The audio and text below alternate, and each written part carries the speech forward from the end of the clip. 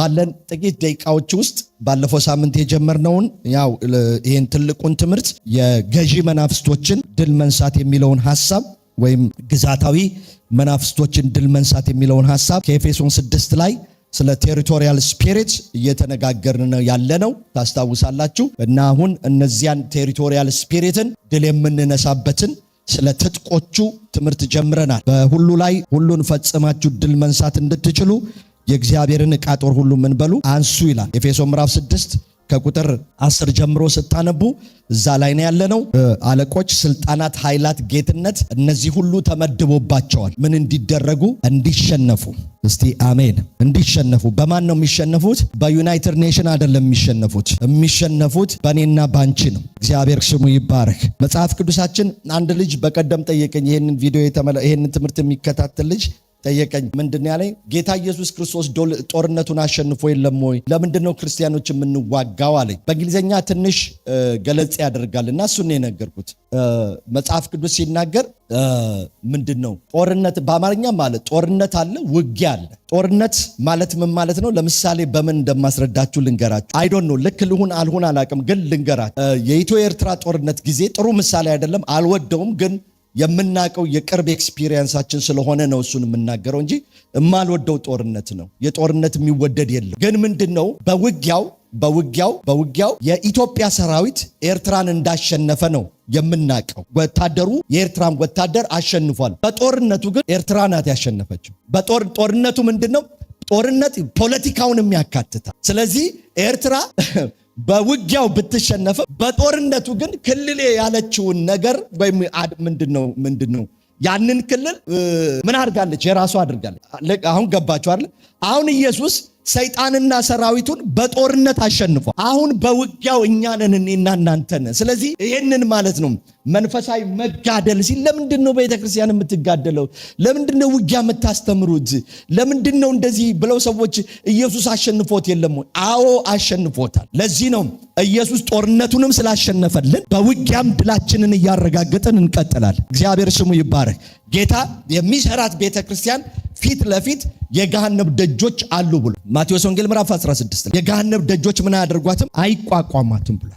ስለዚህ የተሸነፈ ጠላት ነው የምንገጥ። ይህንን የተሸነፈ ጠላት ለመግጠም የሚያስፈልጉን ሁሉን ፈጽመን ሁሉን ነው ድል የምንነሳው። እናንብበው ኤፌሶን ምዕራፍ 6። እኔ በጣም እንድታሰምሩበት የምፈልገው ነገር ይሄ ሁሉን ድል መንሳትን መለማመድ። ተለማመዱት። ሁሉን ጠባይን ድል መንሳት፣ ብቸኝነትን ድል መንሳት፣ ማጣትን ድል መንሳት፣ በሽታን ድል መንሳት፣ ጠላት የከተታቸው ይዟቸው የገቡትን የሞት ልጆች በሙሉ የሞት መልእክተኞችን በሙሉ ድል መንሳት። እነዚህ ሁሉን ፈጽማችሁ ለመቆም እንድትችሉ የእግዚአብሔርን ዕቃ ጦር ሁሉ ምን በሉ ነው የሚለው?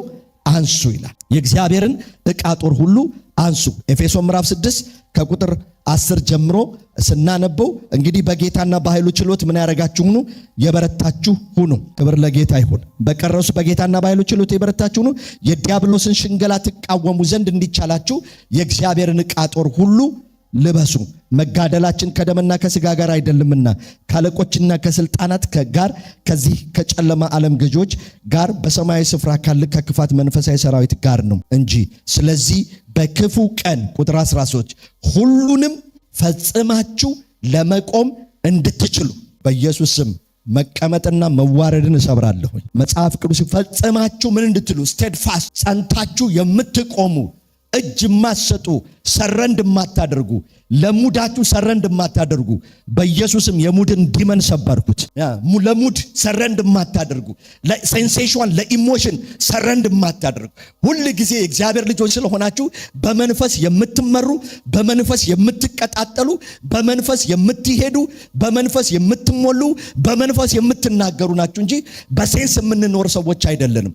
ጠላት ሴንሳችንን ነው እየተጠቀመ ስጋችንን ስሜታችንን እየተጠቀመ ስሜታችንን ይለውጠዋል፣ ሙዳችንን ይለውጠዋል። ስለዚህ ስፒሪቹዋሊቲያችንን የውሸት ያደርግብናል። ስለዚህ ነው ሁሉን ነው ድል መንሳት ያለብን። ኢንተርናሊ ድል መንሳት አለብን፣ ኤክስተርናሊ ድል መንሳት አለብን። ለዚህ ደግሞ የሚያስፈልገውን አቅርቦት ሁሉ አምላካችን ሰጥቶናል። ስሙ ይባረክ። እግዚአብሔር ያልሰጠን ነገር የለም። የራሱን ትጥቅ አውጥቶ ምን ብሎናል? ሰጥቶናል። ተዚላችኋል። ባለፈው ኔስቱን ነው እየተመለከትን ያለነው። የጽድቅ የጦር ዕቃ የተባለው ነው። ስለፈጽማችሁ ለመቆም እንድትችሉ የእግዚአብሔርን ዕቃ ጦር ሁሉ አንሱ። እንግዲህ ወገባችሁን በምን ታጥቃችሁ? በእውነት ታጥቃችሁ የጽድቅንም ጥሩር ምን ብላችሁ ለብሳችሁ ይላል። የጽድቅ ጥሩርን እየተመለከትን ያለ ነው። ጽድቅ ጥሩር ማለት ምን ማለት ነው ብለናል። የግሪኩ ቃል የሚናገረውን ተርጉመናል። ምን ማለት ነው? የጽድቅ ጥሩር ማለት ልብ ጠባቂ ማለት። ጽድቅ ልብን ይጠብቃል። አረ አሜን። ልባችን ይጠበቃል በምን? በጽድቅ። ጽድቅ ሲጎድለው ልባችን ለምን ይጋለጣል? ለስብራት፣ ለጉድለት፣ ለጥቃት፣ ለዳሜጅ። ተጎዳው፣ ተሰበርኩ፣ ተሰነጠቅኩ የሚሉት ክርስቲያኖች የጽድቅን ጥሩር ምን ሲያደርጉ ነው? ሲያወልቁ ነው። ጽድቅን አልፎ መሄድ የሚችል የኃጢአት ጉልበት የለም። ጽድቅን አልፎ መሄድ የሚችል የመርዝ ጉልበት የለም። ጽድቅ የልብ ጠባቂ ማለት ነው። የግሪኩ ቃል ምን ቶራክስ የሚለው ቃል ሄርት ፕሮቴክተር ማለት። እግዚአብሔር በጽድቅ ልባችሁን ይሙላው። ልባችን እንደምታውቁት ልጄ ሆይ ልብህን ምን በል የሚለው ጠብቅ፣ ጠብቅ። ለምን? ኦልሬዲ ልብህ ተበላሽቷልና። ልብ እኮ የሰው ሁሉ ልብ ምንድን ነው ብሏል መጽሐፍ ቅዱስ? ክፉ እንደሆነ እግዚአብሔር አየ ይላል። ውድቀት ነው እንደሱ የሰጠን እንጂ ስላሴ አይደለም። ስላሴዎች ባርከውን አይደለም።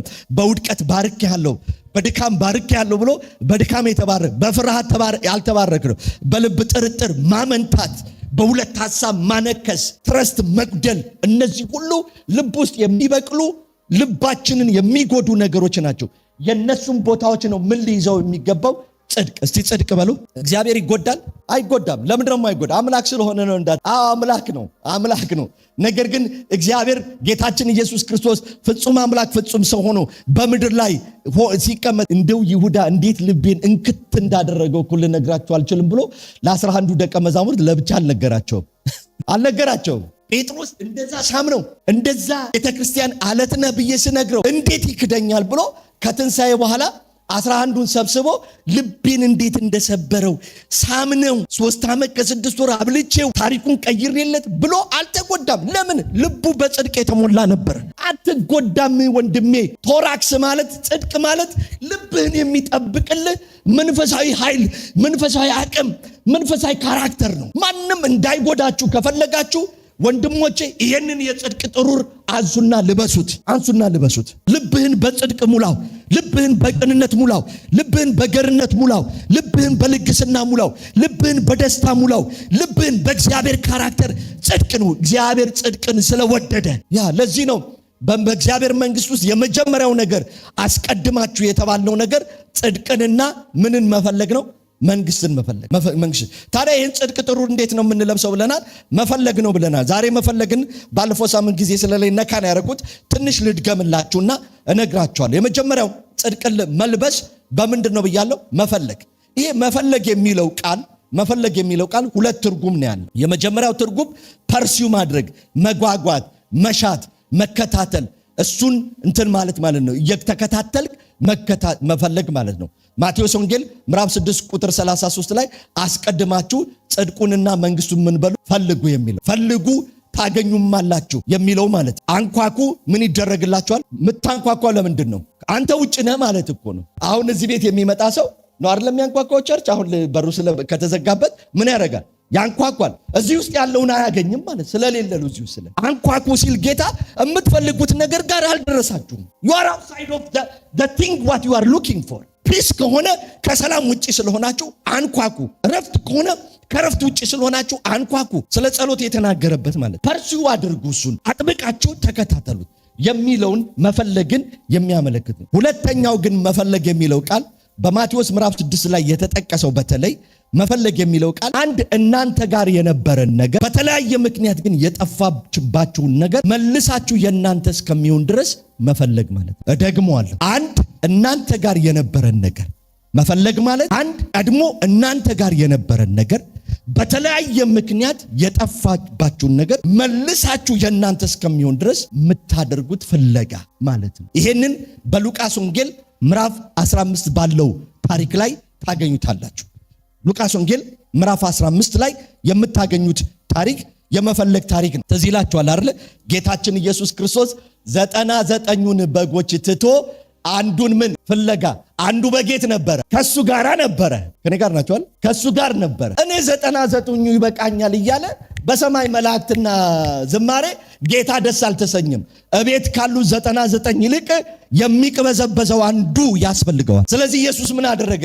አምላክነትን ትቶ ራስን ባዶ አድርጎ ራሱን የባሪያን መልክ አስመስሎ ሰው ሆኖ ተገኝቶ ለሞቴውም የመስቀል ሞት እንኳን ሞቶ የጠፋውን ምን አደረገው? አገኘው። እሱ ጋር የነበረውን ነገር በኃጢአት ምክንያት ሉዝ ያደረገውን የሰው ልጅ ክርስቶስ ፈልጎ አገኘው። መፈለግ ማለት እንደሱ ነው።